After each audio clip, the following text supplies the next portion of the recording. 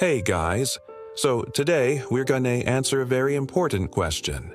Why is the Swiss Guard uniform so colorful? Well, first of all, it's not just colorful, it's actually a bit outdated. Designed by Michelangelo's school in the early 16th century, these uniforms are a throwback to the Middle Ages. But they're still functional today. The guards wear them on their feet. These are actual breastplates. They're still used to protect the Pope.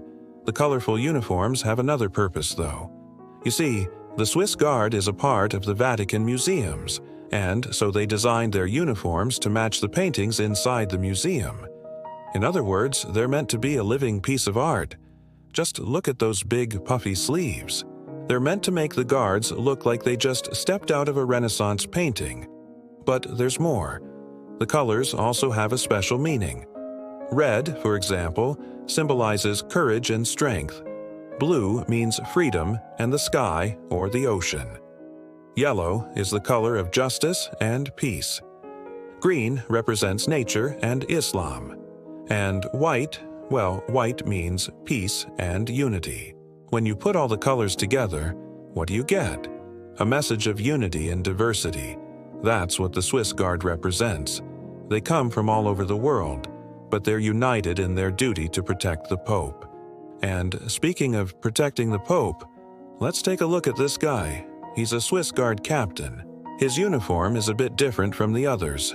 Can you spot the difference? Well, his hat has a feather. That's because he's a cavalry guard. He's responsible for the safety of the Pope when he travels outside the Vatican. The colorful uniforms may be a thing of beauty, but they're also a symbol of an ancient tradition that continues to this day. The Swiss Guard is one of the oldest military units in the world. Founded in 1505 by Pope Julius II, they've been protecting the Pope for over 500 years. And who knows? Maybe you'll get to see them for yourself one day. If you visit the Vatican, you can see the Swiss Guard changing shifts. It's a beautiful ceremony full of pomp and circumstance. And it takes place twice a year, once in the spring and once in the fall. It's a mix of history and modern duty, tradition and change, all rolled into one. So if you're in Rome, I highly recommend checking it out. Thanks for watching.